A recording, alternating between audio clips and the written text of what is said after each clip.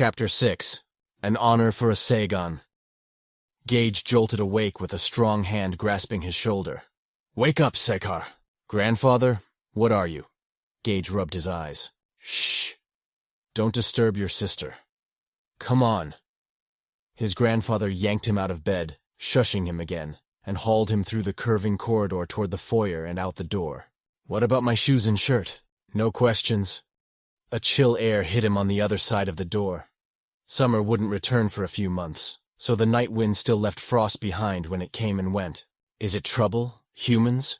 Grandfather didn't answer. The village remained sleepy. All the little doorstep lanterns glowed, but the sun would break the horizon soon. They bypassed the village center and the Destier Hall, locked up until sunrise. A glow or two appeared in its windows, winking as bodies passed by them. Trees replaced the buildings, and what little light Gage could see by waited behind him. Not much could be seen besides his grandfather's pale hand grasping his wrist. Gage's bare feet moved from the beaten dirt to moist leaves and then into tall grass. The practice yards were located at the opposite side of the village, so they were moving into the wild forest. "Am I in trouble?" Gage asked. "Depends on how you look at it, lad."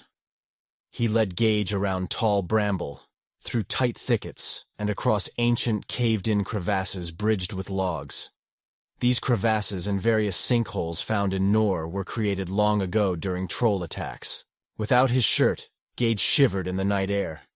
His discomfort didn't hamper his ability to cross the logs. He'd been doing it since he could walk. After crossing the deepest chasm close to the village, Grandfather waved a hand for Gage to take the lead.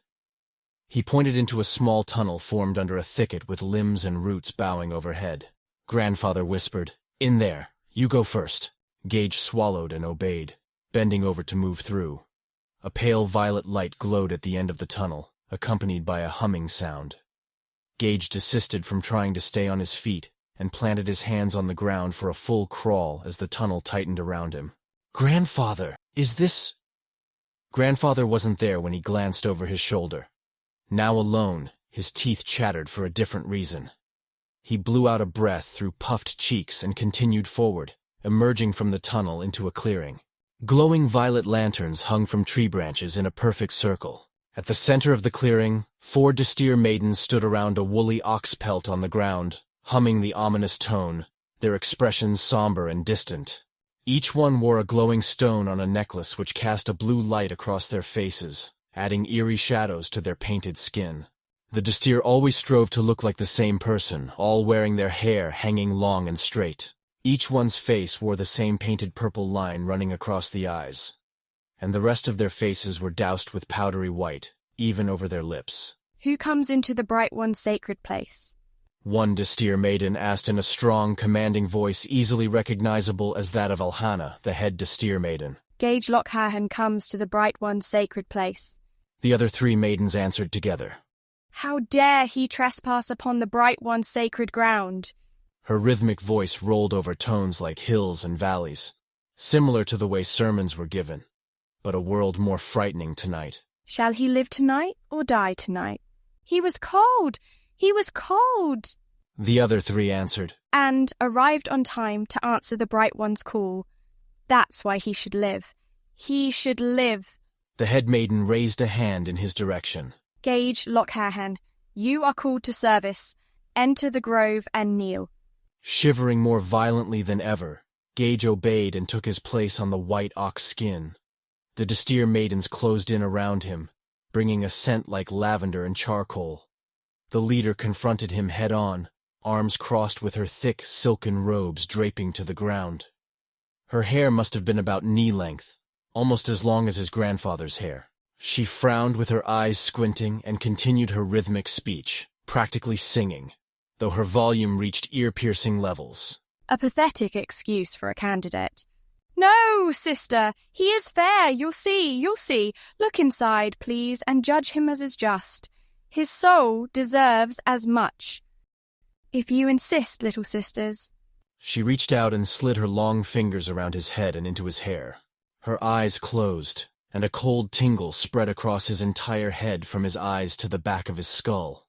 She shuddered, and he did the same when she took her hands away. He had never experienced Milhanragia, mind-viewing, before, but had seen it happen to others. Her hands left cold imprints of themselves along the sides of his scalp. He bowed over to catch his breath for a moment and shuddered upon rising again. Every village owned a unit of Distir, and each one required at least one maiden with the ability to evaluate someone's thoughts. If a village couldn't produce one, it was common practice to trade maidens with other villages, as in Alhana's case. Who could say what or how much of one's mind Milhanragia might reveal to her? That was why all Saegan were trained to practice meditation and discipline.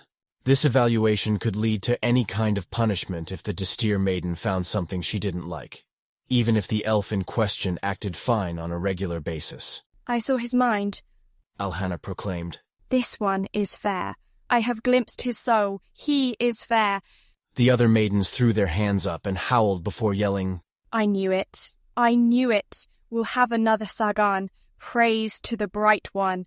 Praise to the Bright One.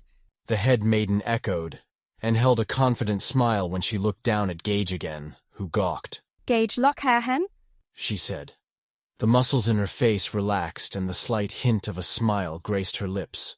But her eyes continued their efforts to bore into his, as if her judgment of him still needed time. Today you were called to service, and you answered, and you are pure, and you are fair, and you are strong, and you are obedient. Do you agree to serve? You have a choice. Yes, he said, projecting his voice as much as he could, although he could only manage an average volume. Good. A no could be arranged, but would have meant a dishonorable banishment or death after a deeper evaluation. Bow your head. He did, and she raised her arms for a prayer. Our leader, the Bright One. This is Gage, one of your Saigar. Tonight you've called him, and he has come to be your servant, and a servant of the Fairhain, and a servant of his clan. We are pleased with what we see, and hope he will continue to please you. He is ready to begin his life. When he leaves here, he will take you with him, and there will be times when you are his sole companion. He will need your guidance. Please don't abandon him when he is alone and when he faces temptation, for elves are born knowing you, but sometimes they fall, and when Saegon fall, they fall hard. They need your strength. She turned her attention to Gage again. Do you swear to keep the Saegan code of honor, and to protect the females and the children and the weak, and to speak with honesty, and to kill the wicked, and to restrain your selfish desires, and to snatch up and bring stray Fairhain back to Nor, where they belong, and to kill any and all non-Zechgan who lay claim over them? Gage's nod preceded a yes. The world is cold, Gage Lockhairhen. A rush of icy cold water splashed over his head, bouncing off his shoulders and running down his bare chest, stealing away his breath for a moment. A maiden behind him held the empty bucket. He gasped. You'll be alone, and the world is also cruel. She raised a hand, reared back, and laid an explosive slap across his face laced with an electric shock. A flash came before the sound. Crack! Gage fell backward and found himself a distance away. The bright flash imprinted on his vision, and for a while the negative residual image of her maniacal smile blinded him. He lay on his back. You'll feel pain, Gage Lockhairhen, she said as he dragged himself upward. Her voice had gone flat and somber and now croaked after her yelling speech. You came here a Segar. You'll go home Sagan. Bright One, be kind to Gage on his Sagan's journey. You are dismissed. Wasting not a second, Gage collected himself, shivering. His head ached. His spinning, dim vision hardly mattered when he found the little thicket tunnel opening and scrambled through it. From there, he stumbled home through the tall grass and bramble. His stomach churned, and he paused a few times to bend over. However, he didn't manage to throw up. He re-entered the Lockhairhen clan village and stumbled all the way back to his house, where grandfather lounged under the kitchen pavilion by the oven's embers, as he usually did. His long black hair trailed like a satiny onyx river beside him. He held his lit pipe in one hand, watching the smoke wander into the air like incense illuminated by the kitchen's lantern. How was it? Grandfather asked. Gage's mouth opened several seconds before he answered. Grandfather didn't bother to look at him. Awful! Is that how it always is? I hear it's different for everyone, but always painful, yes. Gage hugged himself, shivering. Are you ill? No. Then sit by the fire. Even if you are ill, it's not a good idea to go home crying for your ame to serve you tea and tuck you into bed. Gage plopped down beside him, welcoming the caress of the oven's heat on his exposed skin. So, he said after a deep breath, I'm an adult now. Grandfather finally smiled wide and slid his cat-like blue eyes toward Gage. Yep. Are you going to stop calling me lad now? Grandfather laughed. No, lad, but from now on you can sit with me by the oven. Like an old retired shehehan, lucky me. Shut up. Gage gazed at the stars twinkling in the sky as it grew pale, and Grandfather appeared to be doing the same now. It's gonna be tough, Gage sighed. I know. Grandfather's cheeks bunched into a smile in Gage's peripheral vision. Well, maybe not so much. Things have been pretty peaceful, haven't they? Besides the raging boar incident years ago? I was little when that maddened creature rampaged through the village. Grandfather laughed. You taught it a lesson. I was amazed. A good example of a slow day in the life of a Sagon, Grandfather said. Slow? Gage turned toward him. When the boar refused to die with 10 of your arrows sticking out of it, you jumped on its back with your little knife. Only 4 arrows. And I used an exceptionally large hunting knife. Tsh! You wrestled it to the ground until you got all muddy. It spanned the length of a horse, and you rode it like one. You have a colorful memory, lad, Grandfather said through a fond smile. I watched you gut it. All the blood. You smeared war paint on my face with it. Gage couldn't contain his own smile at the memory. And you hoisted it over your shoulders and allowed me to go with you when you dropped it off at the orphanage in Theder. You have a clear memory, too. Impressive. How could I forget? It's my favorite memory. I felt strong walking beside you. You were my hero. Gage returned his gaze to the stars. Grandfather remained silent for a while. He tapped his pipe empty and stuck it in his pocket. I enjoyed having you with me that day. I always hoped you'd host my Kansagan expedition. Do you think you could? Well, he breathed a long sigh. Would have been nice, but I can't leave these days. Someone has to take care of a nonhet. First lesson in being a Sehgan. We don't get what we want, and we shouldn't ask. Sorry I asked. Are you going to stay over tonight? You have a few hours left to get some more sleep. Grandfather leaned forward. Nope. You're Sagan now. You guard your own household. He stood up, and his long mane pooled on the ground behind him. I'll come over in the morning to get a nonhet, and to get my hair braided by your sister. And your father should be back by then, too. You're right. Gage also stood. He'll be proud to hear I had my ceremony. He will indeed, lad. Grandfather reached out and slapped Gage's arm. I'm proud, too. You'll be a fine Sagan. I know it as surely as my name is Leamus Lockhairhen. After trudging in and collapsing on his bed, Gage awoke a few hours later under the warm sun through the window and the beaming purple eyes of Mina, his young sister. Grandfather told us what happened last night. Happy day, Sagan. Gage yawned and turned his back to her. Thanks. Her tiny hand slapped his shoulder and shook him. Wake up! Wake up! Wake up! He groaned and pulled the cover over his shoulder. Mother wants to see you. She's excited about today, about you, and also Father's coming. Did you know? Yeah. Gage dragged himself upright. Good. Now hurry and come out. Don't go back to sleep. Mother's calling for you. She raced out of the room with her strawberry gold hair waving behind her. When he went outside, Grandfather Leamus had already arrived and planted himself by the oven. Mina was tying off his braid. When braided tightly, his hair reached down to his ankles. Gage's mother, Tierna, was setting places on the skin rug for the family to eat breakfast, fussing at Grandfather as normal. I wanted a night of peace, lass. Peace and quiet and solitude. All you Fairhain were fine with the new Sagon in the house. Leamus lowered his voice. So show him some appreciation when he gets here, all right? You had a job to do, Grandfather, and you left us. Right there in the wee hours of the morning. A few more hours was all we needed, and you failed, you lazy, pathetic excuse for— Hey, lad, good morning. There he is now, the new Sagan. Leamus approached and grasped Gage's forearm with his strong hand in the proper greeting amongst males.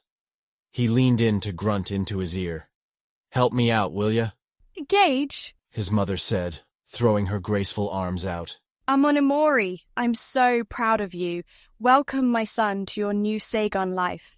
Her arms latched around his neck. She'd already let out some tears to dampen his cheek. Over her shoulder, Leamus blew out a sigh, not noticing Mina adding flowers to his new braid. Tierna pulled away and squeezed Gage's face between her hands. Let me see you. "I'm the same as I was yesterday," he said. That wasn't true. Something different had become of him, and it wasn't a mere lack of sleep. There must have been something to that ritual. At the very least, a heaviness thickened the air around him and pressed down on his shoulders. It was slight, but enough to catch his attention. He really was Sagan now. Finally. More tears welled on Tierna's bottom eyelids, and she shook her head. I can't believe it. Soon you'll leave me and you'll marry, and I won't have your protection anymore. You don't know that, Mother. He took one of her hands and held it in his. The sunlight radiated in her strawberry gold hair, which matched Mina's perfectly. Were the Destia kind to you? How are you feeling? Fine. I'm hungry, though. Of course you are. Now sit down, sit down. Anonet emerged from the house with a basket full of Gage's dirty clothes. He froze, and his hands turned clammy. Oh, good morning, Gage. Good morning, Anonet. Congratulations on your ceremony. Thank you. He reached out and jerked the basket from her grasp. She yelped in surprise at the sudden action. You don't have to do that now. He dropped the basket. Please have breakfast with us.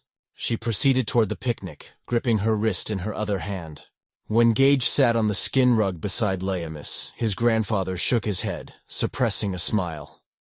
You're gonna get your head cut off, he mumbled in a sing-song tone as he reached toward the sweet roll platter waiting amongst bowls of honeyed berries, hot fish pastries, and candied nuts. What? Gage said. What? Leamus responded. Tierna reached over and slapped Leamis's hand with a wicker fly swatter. Ow! Leamus shot a bright stare across the food spread at her. The new Sagan gets first pick, grandfather. Isn't that right, Mina? As always, Gage's little sister sat beside her grandfather. Look, Ame, isn't grandfather pretty? She held up his braid with the various colorful flowers adorning it. Anonet placed herself next to Tierna and spread her skirt wide as Gage's mother was posed. Her hair, brown as the coat of a new fawn, tumbled over her shoulder like a silky vine. Her eyes were violet, like the majority of Fairhain, but her irises were ringed in a dark blue shadow, and her bright violet skirt made them pop today. In Gage's father's absence, Leamus was the chief guardian of the females in Gage's household. Being underage, Gage was merely a second-rate guardian who answered to Leamus. Since grandfather also had his own house to tend and Anonet as a maidservant, they alternated week to week, living both here and there. Because Gage had been too young to take care of them, all the females accompanied Leamus back to his house every other week. Today was special, as this would be their last breakfast all together. As long as no one caught him, Gage made a mental picture of Anonet's image to keep. Since he'd been named Sagan, he would soon go away on Consegan, a journeyman trip of sorts. And when Gage and Mina's father arrived, Leamus and Anonet would go back home to live a quieter routine on the far side of the village. Well? Gage jumped, feeling guilty staring at Anonet's skirt. Leamis's arms were crossed high on his chest. Are you going to start? I'm starving. Sorry, grandfather. He took the nearest sweet roll, and Leamis scowled. What? Gage asked. You took the biggest one, you red-haired weasel. He snatched the next largest one and stuffed it in his mouth. I should have drowned you into bathtub when you were younger. Mina finished eating first, and resigned herself to leaning against Leamis's side, twiddling the end of his braid in her hands and fanning it against her face like a paintbrush, until a donkey brayed in the distance. It's Toga! She shrieked and leaped to her feet. Toga rode over the hill on that dark Jenny ass of his, with bulging leather bags hanging off each side of its rump. A fitting steed. Mina ran toward him. After leaning over to hand a letter with a wink and a smirk to one of the young widowed Fairhain, Toga snapped his attention to Mina's approach. For an instant, he pointed one of his slanted eyes at Gage, an eye gray like a frozen rain cloud. Hair black as tar draped his head. Gage frowned and half rose as his mother said, "What's the matter, Gage? It's only Toga. Come with the letters." "Why's she so excited about him?" Tierna smiled. "You haven't heard her talk about Toga? Toga is her favorite these days." Layamis wasn't smiling either. "She's going to marry Toga, she says." "She can't marry Toga, Mother." Tierna giggled behind her swan feather fan. "Why not?" "Because if the Destir cuts anyone's head off, it'll be his." "She's young, my son. Little Farha go through tons of choices for Dagan Zekhan. It's good practice for when she makes a real decision." Up on the hill, Toga slid off his donkey and held a letter high, playing keep-away with Gage's little sister. She bounced in place, reaching for it as he dipped the letter and yanked it back out of her reach again. She yelled and laughed and pulled on the old black poncho hiding his royal army tunic. Toga's Sagan naming ceremony had occurred 6 months ago. Immediately afterward, Layami sent him right over to the enlistment tent. As village elder, he also kept charge of Toga since his father had died before he was born. Within weeks, Toga reappeared in the village along his route, delivering letters as a new official runner and flaunting his new Sagan status before any widow who'd look at him. "He's such a stupid fool."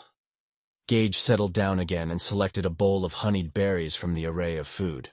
Ananette fluttered her own fan briskly as she twisted around to watch the two at play. Gage gobbled up the fruit, forgetting it had any flavor, and put the little ceramic bowl down fast before succumbing to the urge to chuck it at Toga's head. Ananette had also passed her coming-of-age ceremony not long ago. She had chosen the home over the Dishtir Hall, which meant she would now look at Sigan in all seriousness and prepare her final decision soon. Unlike Mina, she could make her decision at any minute. She held the power to change virtually any Sagan's destiny. Gage rose to his knees. "I'm going to get her." Tierna put her hand out. "Look at you, Gage, so jealous and protective. You're already acting like a proper Sagan." She leaned over to share a laugh with Ananette. "Let your sister be. If there were anything dangerous about Toga, the Destir would have seen it and acted accordingly. He wouldn't be in the service of the Queen either." Gage looked to Layamis for backup.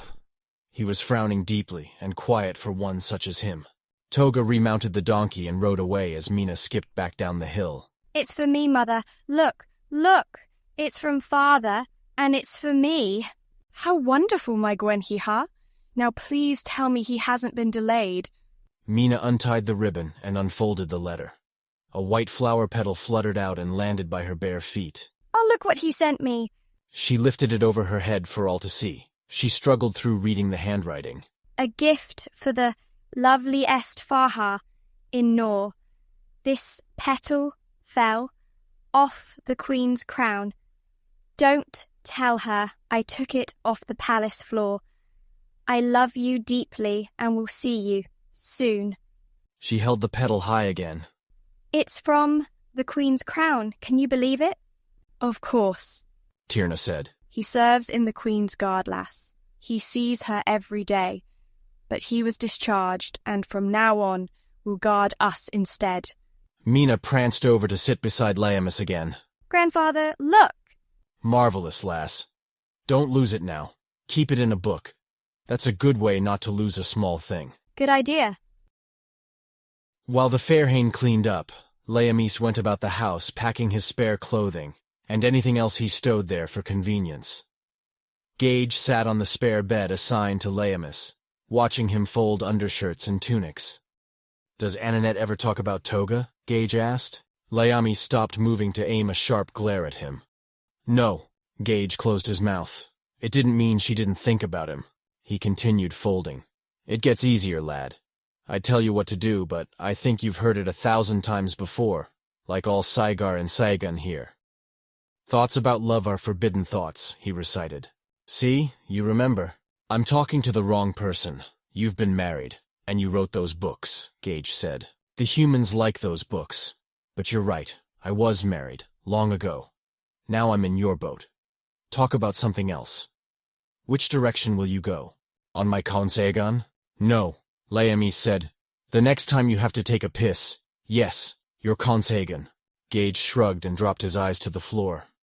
I don't know. I guess I'll start walking and see where I wind up. He avoided the stare Laomis shot like one of his arrows. His grandfather's hands stopped moving, even though a few more garments waited to go into his trunk. Grandfather, Gage whispered in the heavy silence. Does Annette ever talk about me? Laomis reached out and grabbed Gage's lapel, tearing his tunic clean out of his belt. Do you want me to tie you to the post and beat you? Gage's heart raced. Laomis might as well have been his father. He'd always taken his discipline. The older Sagon's pale blue eyes burned into him. True, Gage was being foolish, but his heart ached. Anything Laomis delivered wouldn't hold a candle to what he already suffered. He and Annette were too close in age, for they had both received their coming-of-age ceremonies in the same year. Now she was ready to choose a husband, and Gage had yet to overcome a 10 or 20-year journeyman trial before he could return home and be labeled suitable for marriage. Chances were best that when he returned, she'd already be married to an older, more accomplished Sagon than he. Fresh young Sagon were considered the most expendable, and likely to live alone if they managed to survive life's duties. Along the journey of life, one could win honors and accolades. Those honorable Sagan with hair grown to their waists and sharp knowing eyes were the ones the Fairhain chose. I'll say it again, Laomis said, loosening his grip on Gage's lapel. It gets easier, but the first step is to stop thinking about it. Don't look at any Fairhain longer than 2 seconds. When they speak to you, look no lower than their eyes. What if he loved looking at her eyes? Gage nodded to satisfy his grandfather. Laomis released him, snapping his lapel to straighten it until Gage took over the task. I still wish we could go together. Laomis sighed through his nose. The fluttering of female laughter bursting into the house broke the silence.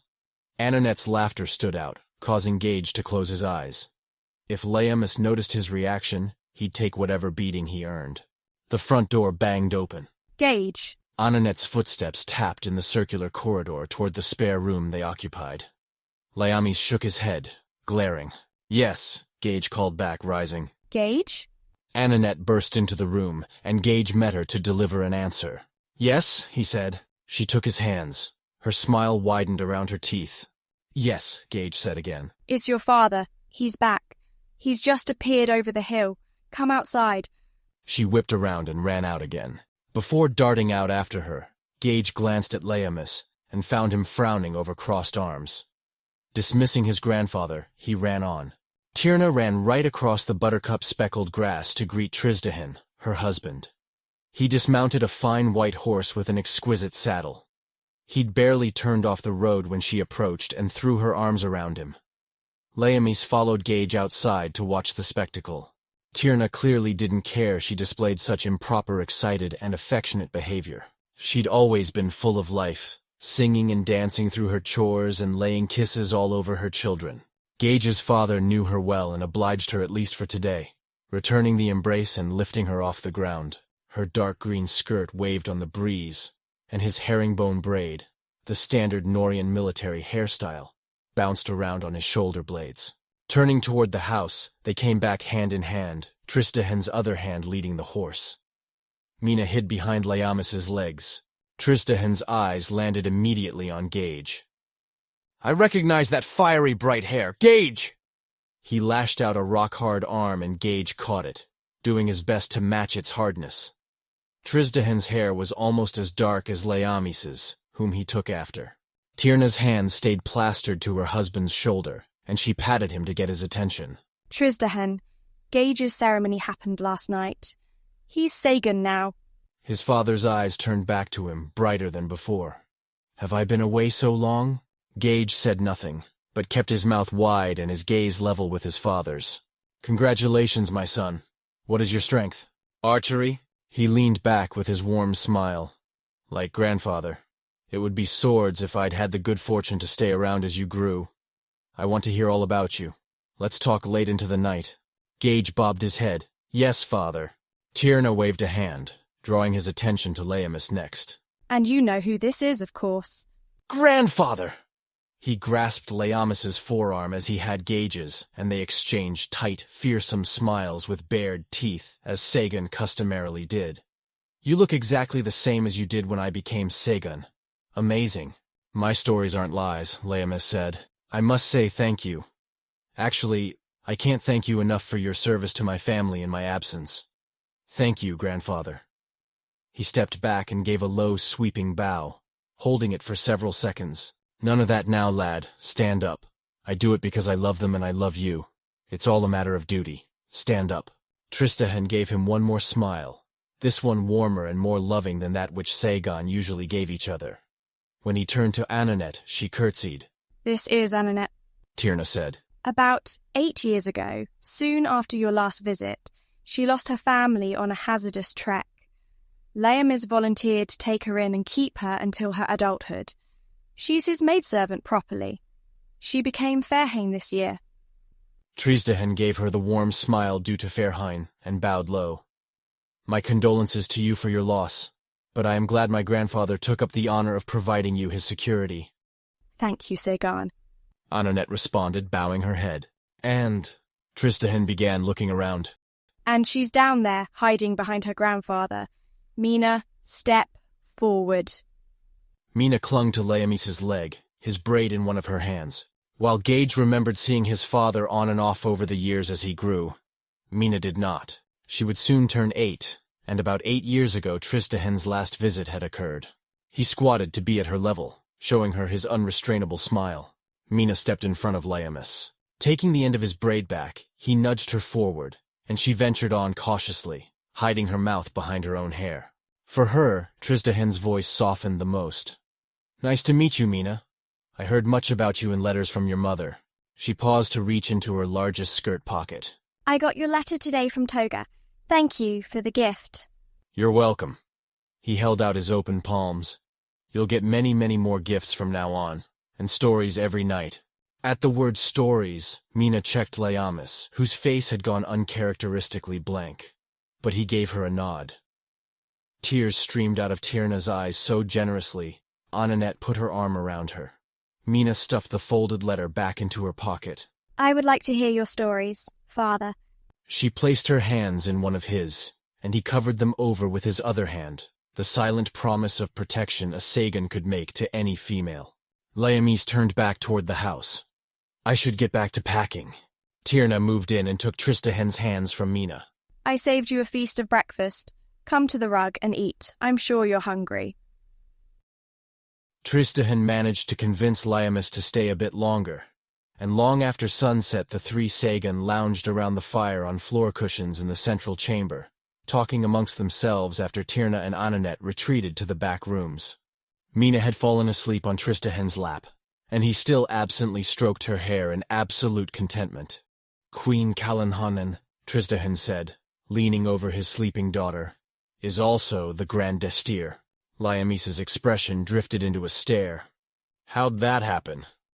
"She's remarkably gifted in Destir talents, but there are also no other princesses or Tinhari cousins with Destir talents. In fact, she hasn't got any sisters or female cousins at all. In this generation, the royal family has a shortage of females." His eyes darted from Laemis to Gage. "Do you know what this means?" Gage shook his head. "Every single male family member will be ordained by the queen to tour Nor and select brides from the various clans." "No," Laemis hissed. Gage couldn't keep his eyes from roaming toward the corridor leading to Tierna's bedroom, where she and Ananet no doubt whispered secrets to each other. "There's nothing we can do." "Sometimes this happens," Tristahen continued. Laemis waved a hand, his eyebrows raised in passive agreement. "Their family will die out without marriageable females if the males remain single." "So less of us will be chosen," Gage said, and the two studied him sharply, the only one in the room who hadn't been married. Males were permitted to marry once, and those were a lucky few. Laemis patted Gage's shoulder. "I've seen this before, lad. Nothing to worry about. They don't take wives unwillingly. They all have a choice. The difference is, in this situation, the males of the Tinhari clan will be allowed to ask for our females' hands." His eyes trailed to the ceiling, and he lifted his chin as if swallowing was difficult. "But then again, The same nonsense caused the Civil War of 202. He ended his statement, rubbing his forehead. The Sagan get mad about things like this. I guess I'll have to. Talk to my rabble gently. Help them understand. Gage leaned forward into the tight circle they'd formed. Help them understand what? That a bunch of silky royals from the Tinhari clan will ride through our village. Wooing Fairhine, we're not allowed to look in the eye for more than 2 seconds? Layamas opened his mouth, but nothing came out. Trisdahan shushed Gage. Lad, Layamis said, we have plenty of widows, and the Destir are as eager to entice reproduction as anyone. If we lose a few, they'll pressure the widows to remarry. The Destir might even take charge of political relations. In fact, I'm certain they will, and demand the royals take our widows instead. This is why we have Destir. The Sehgan are hot-headed like you, but the Destir are quick and conniving. Gage huffed. Having them take our widows would still leave some of us unmarried. Please, Gage, Trisdahan said. Don't repeat what we've said. Let grandfather handle it. He's been around much longer than us. The three fell silent, accentuating the sound of Mina's steady breathing and the crackling fire. Layamis stood and went to the hearth for a teacup, the end of his braid bouncing off the backs of his heels. Trisdahan cleared his throat, but Gage barely noticed, for his eyes were staring through the little archway toward the bedroom again, where Ananet conversed with his mother. Would she talk about him at all? Gage. Yes, father? He didn't mean to speak to his father with such gloom in his voice. There's more to say. He turned back to listen, and found Trisdahan's face long, his eyes rounded. When I said the queen is also the Grand Destir, it's the reason for my honorable discharge. He smiled. She took the throne a few months ago. As she acquainted herself with us, her new guard, she learned I was the only one married. She said, "Why are you here then?" Days later, she announced my honorable discharge. She let a few others go too because she's merging the white moths with the white owls. She didn't want any married Sagan in her entourage. Trisdahan reached into the pocket of his tunic and brought out a new folded letter. She sent this to you for after your naming ceremony. Gage opened it, revealing a huge swirling script that read, Honorable Summons. She wanted me replaced with a Sagan equally as fine. You're being drafted. Gage's head went light. The rest of the words blurred in his vision, so he remained focused on Honorable Summons, his eyes tracing the dizzying lines over and over again. You'll go to training for a few weeks, Trisdahan continued, and then you'll go to the palace and receive more specialized training for a year. After receiving your certification, you'll move inward and receive secret training. You'll be inducted into the cult of the White Owl, like me. You'll be kept on reserve, mostly being used when the Queen travels. As those in her personal guard die or retire, you'll eventually be moved to her inner chambers. This is a great honor. What about my Consejegan? The training will replace it, Trisdahan said. Gage rubbed his face. Layamis knelt beside him with a fresh cup of honeysuckle tea and offered it to him. Gage wanted nothing more than to grab the cup and throw it at the wall. He couldn't bring his eyes to look at his father anymore tonight. Drink this, Layamis said, and go to bed. We'll talk tomorrow. Trisdahan slid his hands under Mina's back and knees and stood. We should all go to bed. He stepped toward the back rooms. My wife is waiting, and I haven't seen her in 8 years. Layamis pushed the teacup closer to him. I'm taking Ananet home. You're welcome to my house tomorrow for more tea. She'll pour it. At least with his back turned, Trisdahan couldn't see Gage's hands trembling as he took the cup.